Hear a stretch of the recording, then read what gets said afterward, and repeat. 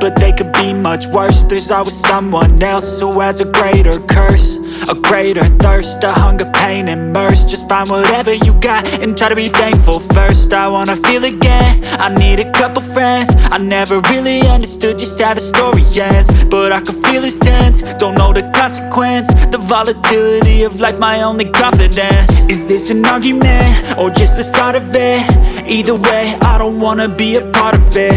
Can I just get some space? I don't have the heart for this. I can't be picking up the pieces, fixing scars from this. Is this an argument, or just the start of it? I wanna drive away so I can be so far from it. I wanna find a place where no one breaks their promises, or maybe drown my